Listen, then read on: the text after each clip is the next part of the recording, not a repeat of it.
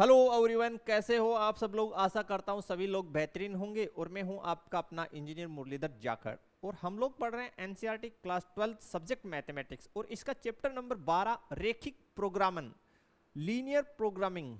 सबसे पहले हम लोग कुछ बेसिक चीज़ों का स्टडी करेंगे, देन इसके एग्जाम्पल्स लेंगे और सोल्व करना स्टार्ट करेंगे।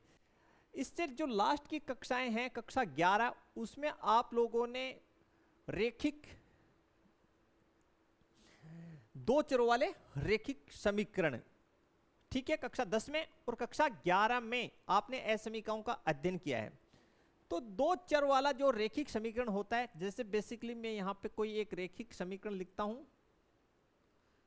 दो चरों वाला रेखिक समीकरण।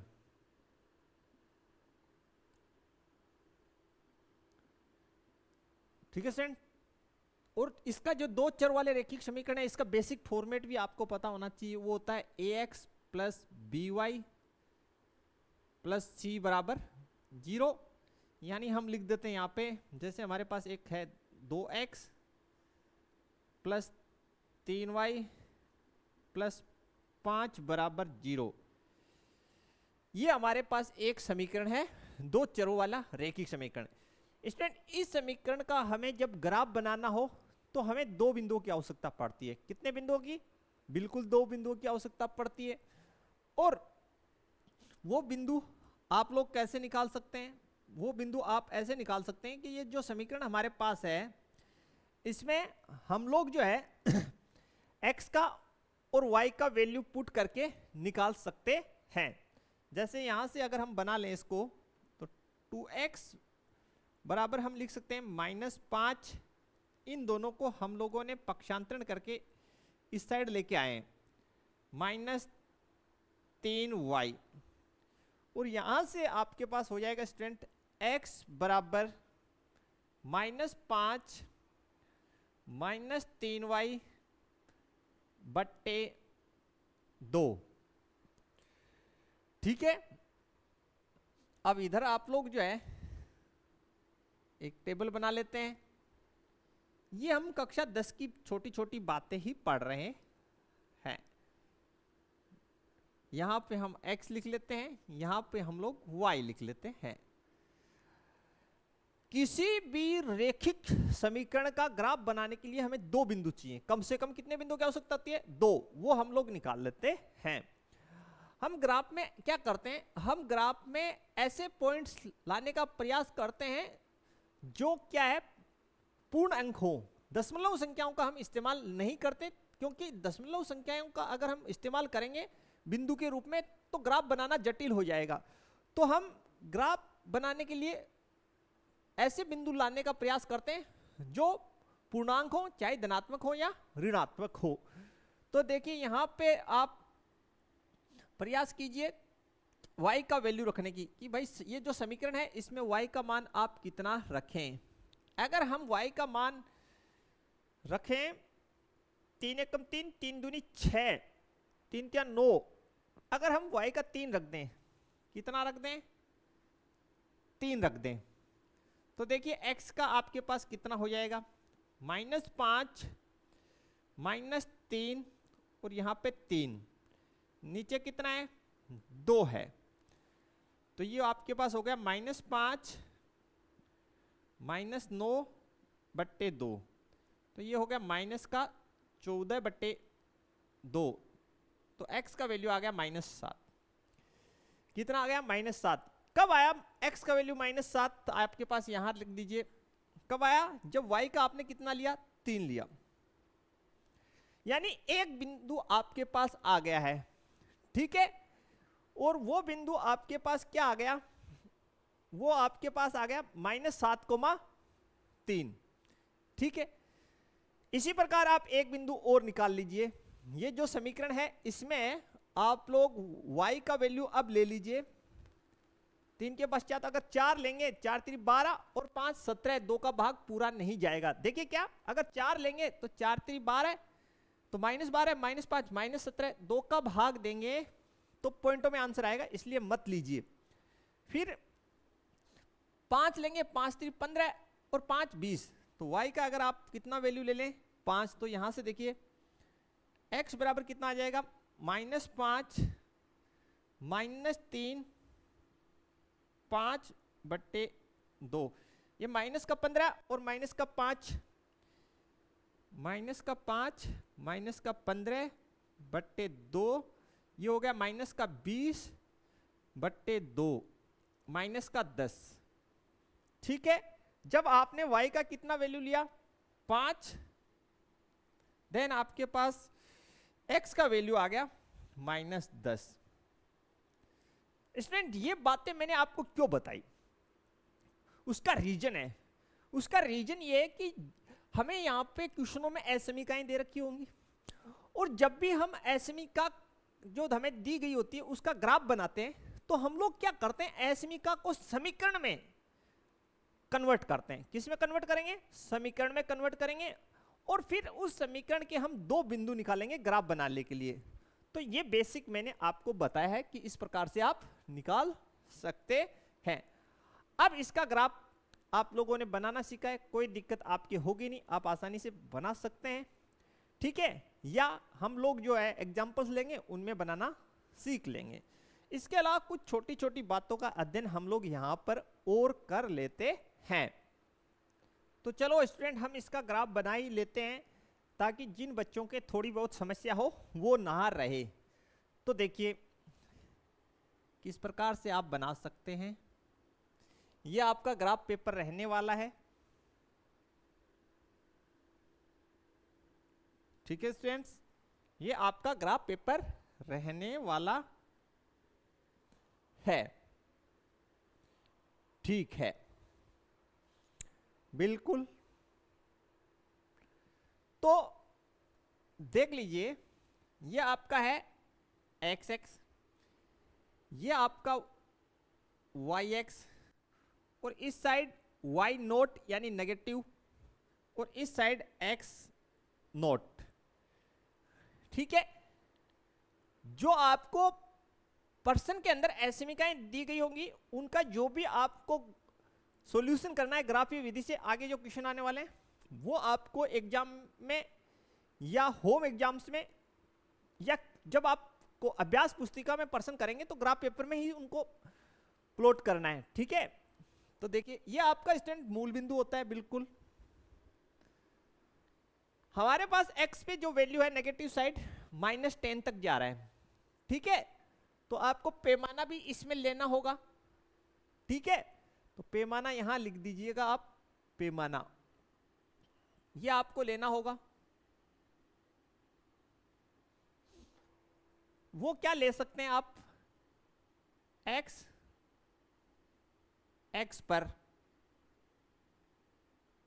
यहां लिख दीजिए 1 बड़ा खाना बराबर 2 इकाई।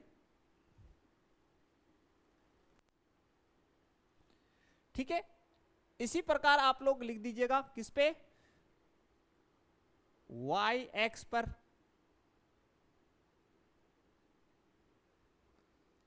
1 बड़ा खाना बराबर 2 इकाई।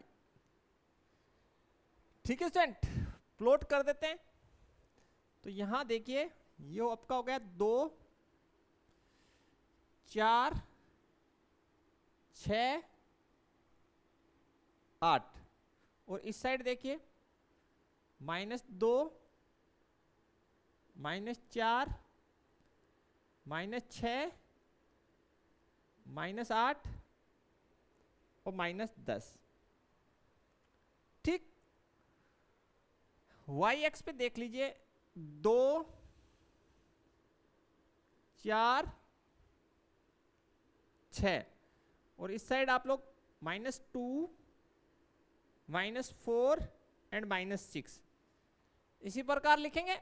बोला सर यस। देखिए पहले जब x का आपके पास x पे कितना है -7, तो -7 आपका जो है स्टूडेंट ये जो -7 आपका है ये यहां हो जाएगा, ठीक है। फिर देखिए y पे कितना है 3, तो y पे 3 होगा यहां, तो इनका जो पॉइंट आएगा कट सेक्शन वो ये हो गया,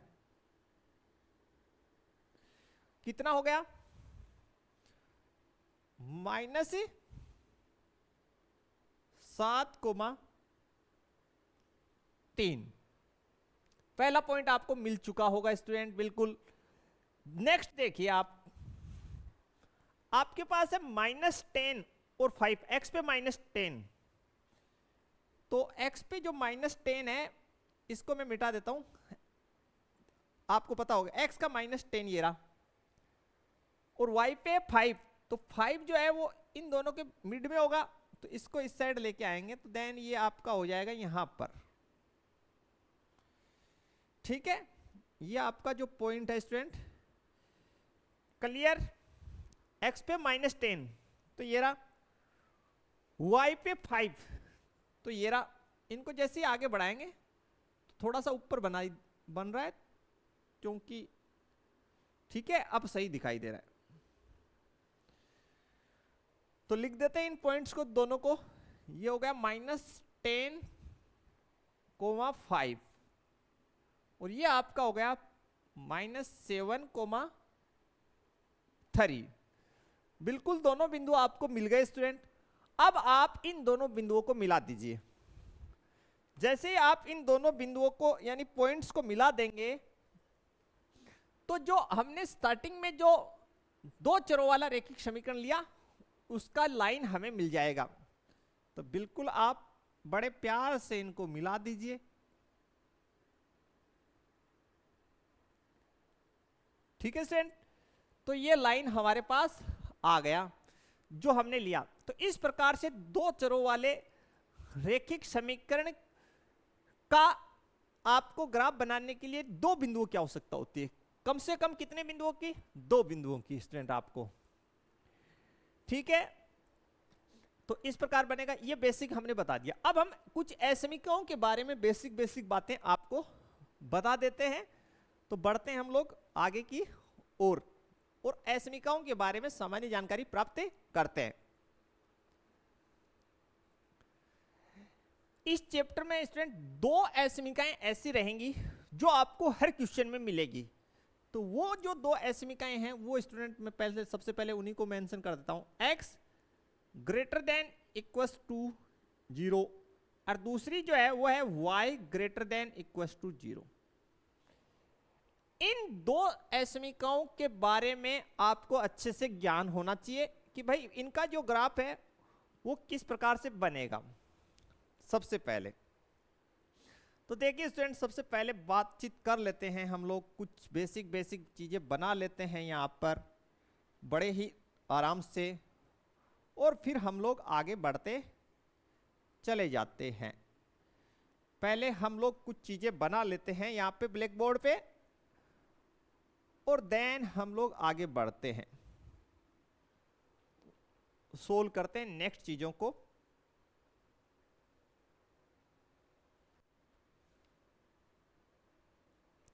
तो काफी आसान हो जाएगा अगर आप सभी चीजों को समझते हुए चलेंगे, तो किसी भी प्रकार की असुविधा आप लोगों को नहीं होगी।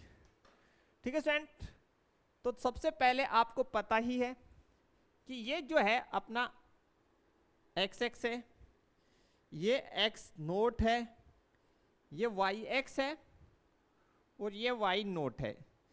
इसी प्रकार अगर हम आगे बढ़े तो ये भी, इसी को भी x लिखेंगे, इसको हम x नोट, इसको हम y और इसको y नोट। सेम ही रहने वाला है यहाँ पे भी x नोट, y और y नोट। सबसे पहले आप असमीका का जब भी आपको ग्राफ खींचना हो तो आप असमीका को किस में परिवर्तित कर दीजिए?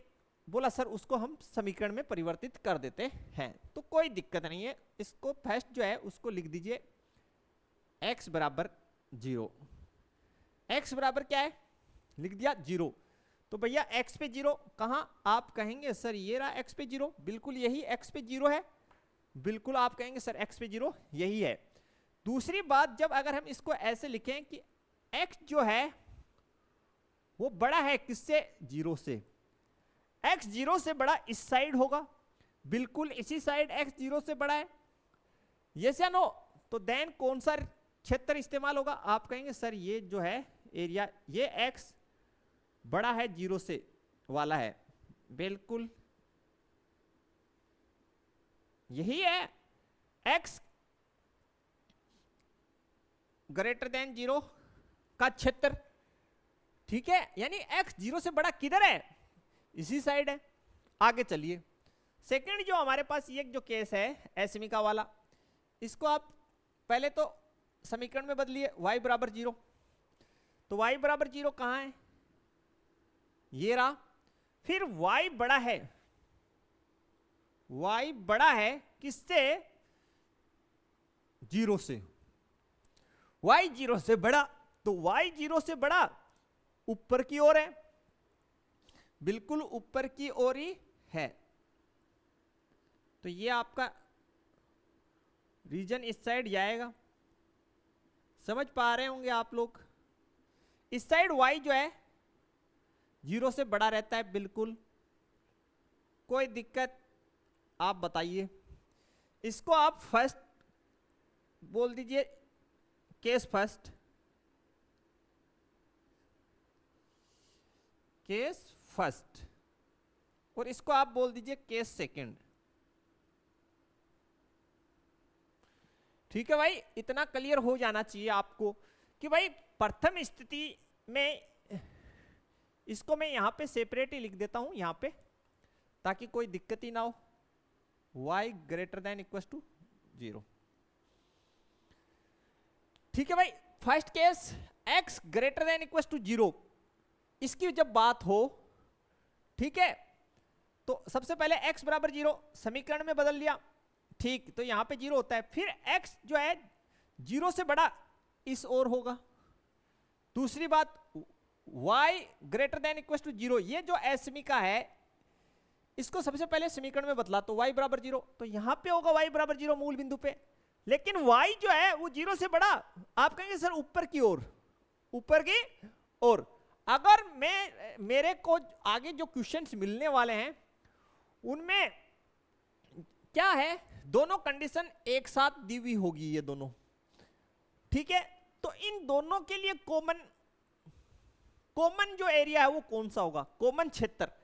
तो अगर मैं इस ग्राफ को इसके ऊपर लेके आ जाऊं, ये जो मेरा कंप्लीट ग्राफ है इसको इधर खिसकाते खिसकाते खिसकाते, या ऐसे मान लीजिए इस ग्राफ को खिसकाते खिसकाते इसके ऊपर लेके आ जाऊं, तो दोनों में एक जो है एरिया कॉमन होगा। बोला सर कौन सा? वो ये एरिया कॉमन होगा। स्टूडेंट ध्यान से देखिएगा, बहुत ही ध्यान से देखिएगा, आप लोग बहुत ध्यान से देखेंगे, ठीक है? जो एरिया कॉमन होगा वो मैं बना रहा हूं स्टूडेंट, बिल्कुल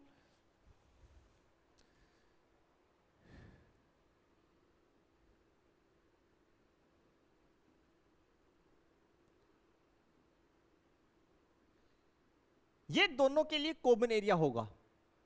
किसके लिए? इन दोनों कंडीशंस के लिए, जो मैं यहां पे लिख देता हूं, बिल्कुल